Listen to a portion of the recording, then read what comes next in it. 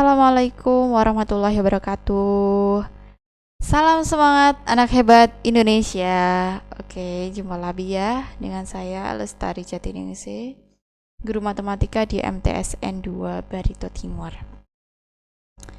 Oke, karena ini kesempatan yang baik, jadi saya akan menambahkan video pembelajaran lagi berupa operasi bentuk aljabar lanjutan dari materi unsur-unsur aljabar.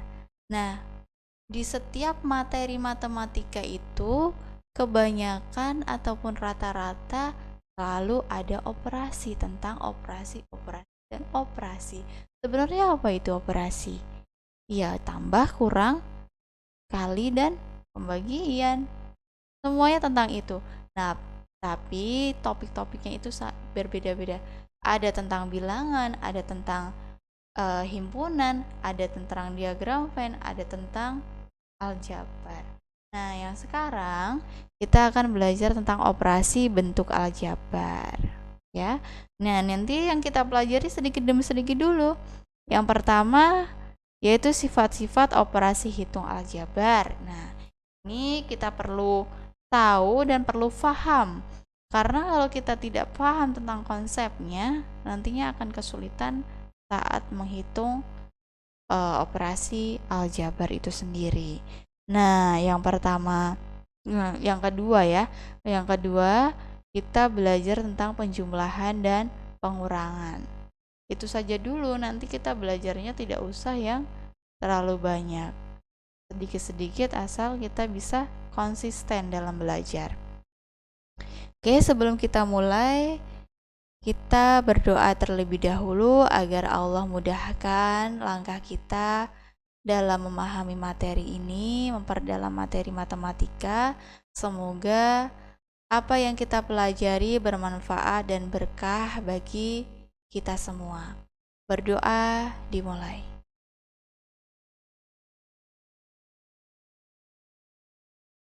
Berdoa selesai.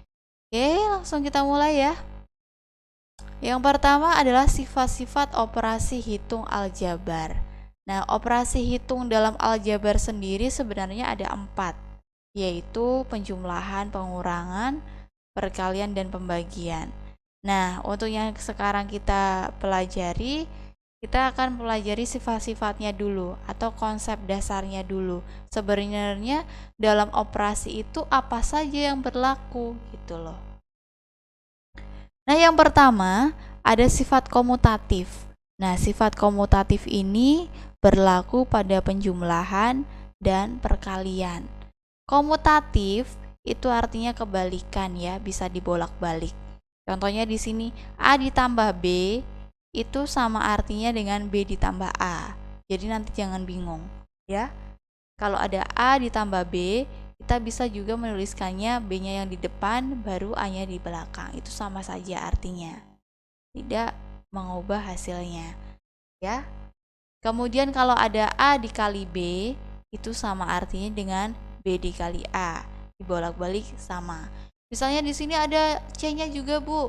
A ditambah B ditambah C sama dengan B ditambah A ditambah C. Itu sama. Ya, tidak merubah nilai. Nilainya tetap sama. Kemudian perkalian juga A dikali B dikali C dikali D sama dengan B dikali A dikali C dikali D, sama saja ya. Itu adalah sifat komutatif atau sifat kebalikan. Kemudian yang kedua adalah sifat asosiatif. Apa itu asosiatif? Sifat yang bisa kita ubah dalam pengelompokannya di sini ya. Kita bisa kelompokkan yang depan dulu, kita hitung dulu, atau mau yang belakang dulu, boleh, terserah ya. A ditambah B kita hitung dulu baru ditambah C, atau A ditambah B ditambah C ini di dalam kurung. Kalau di dalam kurung otomatis dia yang dihitung terlebih dahulu, seperti itu. Berlaku dalam sifat penjumlahan dan juga sifat perkalian. A dikali B mau dikalikan dulu boleh, baru dikali C, atau A dikalikan B dikali C. B kali C itu terlebih dahulu.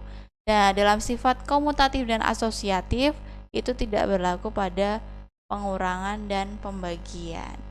Kemudian yang ketiga adalah sifat distributif atau distribusi. Di sini penjabaran ya artinya ya. A dikali B ditambah C. Sebenarnya kalau dalam hitungan biasa itu B ditambah C dulu baru dikali A.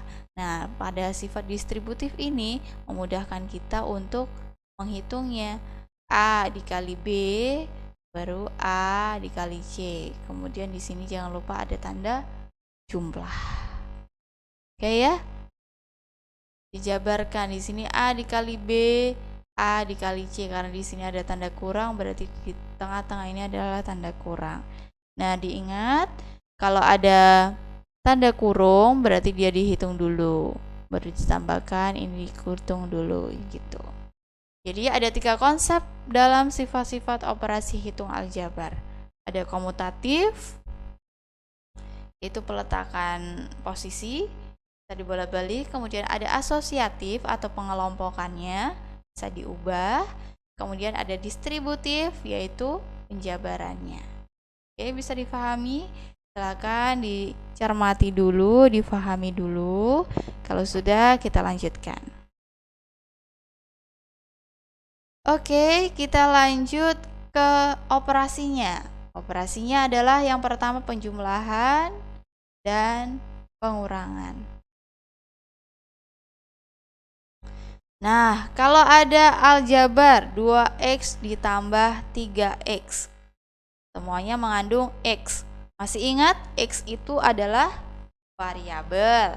Kemudian angka 2 dan angka 3 merupakan koefisien, betul sekali. Iya, di situ mempunyai variabel yang sama, yaitu x. Artinya bisa dijumlahkan.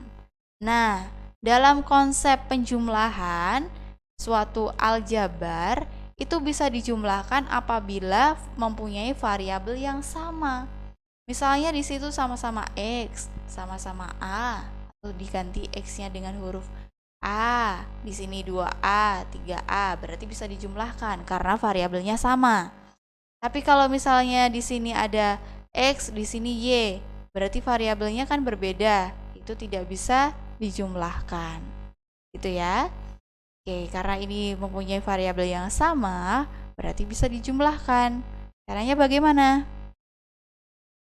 Kita keluarkan angkanya. Di sini ada angka 2, ada angka 3, di sini tandanya adalah jumlah. Berarti 2 ditambah 3. Kita beri tanda kurung. Kemudian di belakangnya kita tambahkan x. Cukup 1 ya. Karena x ini miliknya 2 juga miliknya 3. Selanjutnya kita langsung hitung. 2 ditambah 3 hasilnya adalah 5. Kemudian di belakangnya adalah x. Jadi 2x ditambah 3x hasilnya adalah 5x. Atau cara gampangnya atau logikanya itu tinggal angkanya saja yang kita jumlah, kemudian variabelnya tetap. Ya. Atau hurufnya di sini tetap tidak berubah. Oke, bisa difahami? Alhamdulillah.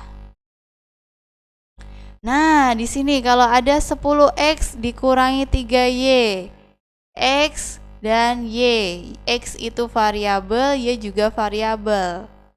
Bagaimana ini?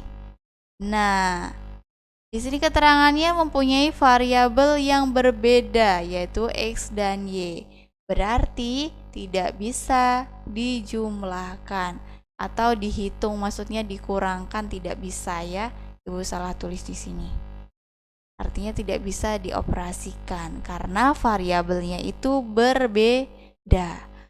Nah, perlu diingat bahwa di sini variabel tidak melulu atau tidak selalu x dan y ya. Di sini variabel itu adalah huruf kecilnya. Bisa A, B, C, D, E sampai Z. Ubah acak atau kita sebut variabel. Kalau tidak bisa dijumlahkan atau tidak bisa dihitung, berarti hasilnya tetap. 10x dikurangi 3y. Tidak merubah hasil. Karena di sini, kenapa? Variabelnya berbeda. Iya, betul sekali. Kita lanjutkan ya. Yang berikutnya nomor 3. Nah, di sini ada soal yang sedikit berbeda. 5y dikurangi, buka kurung, y dikurangi 2. Ya kan? Nah, kalau misalnya kita mau buka kurungnya, di sini sebenarnya ada angka 1. Ya. Kalau ada seperti ini, kita distribusikan menjadi, nah yang pertama kita, sebentar, 5y-nya tetap ya. Yang kita urus itu yang ada di dalam kurung ini, karena depannya ada negatif di sini. 5y tetap, belum kita hitung. Kemudian cara mendistribusikannya, negatif dikalikan y. Artinya di sini ada angka 1. Negatif 1 dikali y, jadinya negatif y. Gitu ya. Atau min y. Kemudian negatif ketemu negatif, jadinya plus, angkanya 2 dikalikan di sini angka 1. Berarti 2. Oke, saya ulangi sekali lagi. 5y dikurangi y dikurangi 2, ya kan? Nah, y dikurangi 2 itu di dalam kurung. Nggak bisa langsung kita hitung dengan 5y karena di sini belum tahu y-nya itu jadi positif atau negatif, maka harus didistribusikan namanya. Caranya, negatif dikalikan y jadinya negatif y. Negatif ketemu negatif. Negatif ketemu negatif 2, hasilnya plus 2. Nah, selanjutnya, kalau dalam aljabar berarti seperti tadi, seperti nomor 1.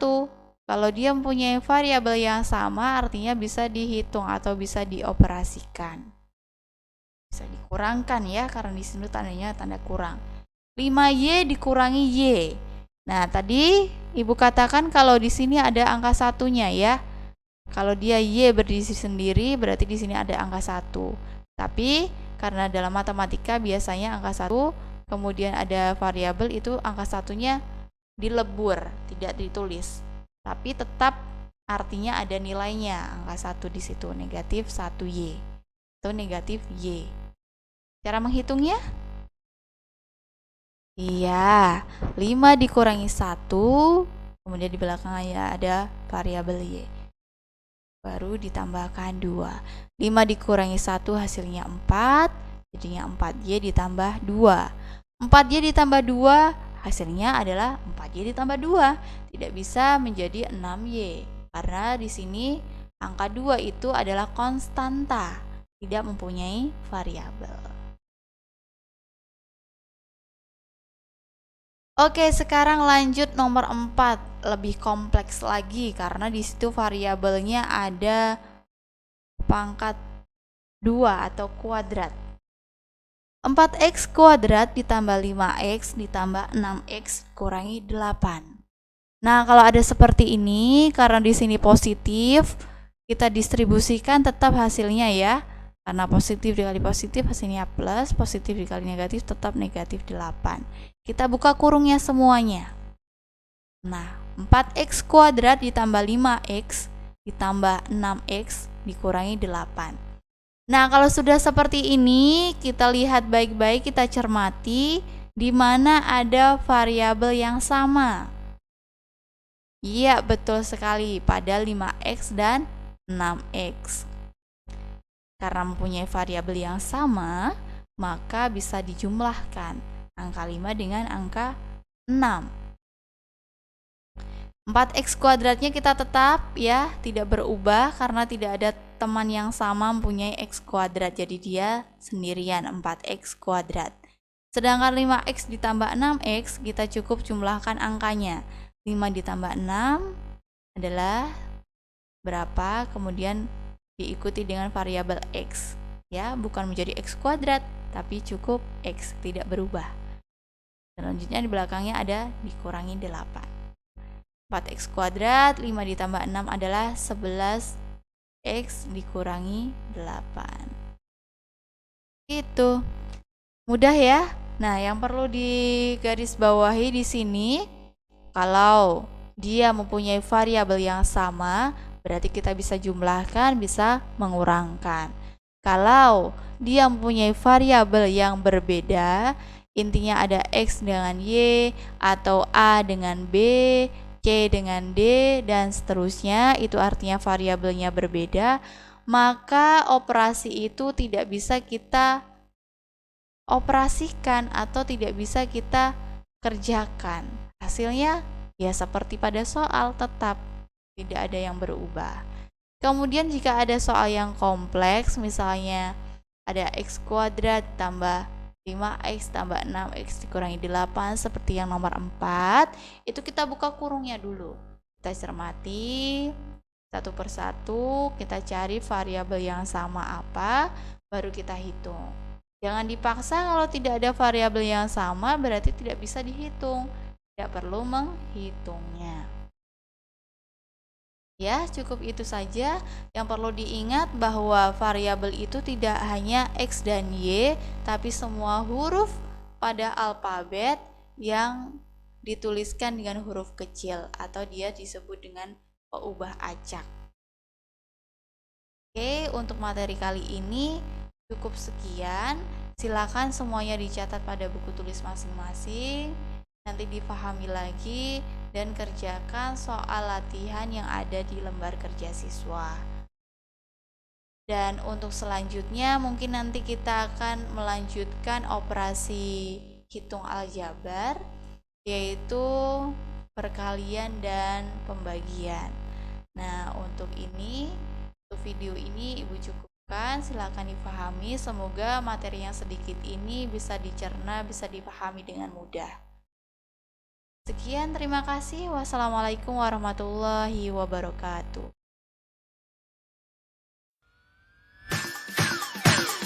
Jangan lupa like, comment, dan subscribe. Terima kasih semuanya.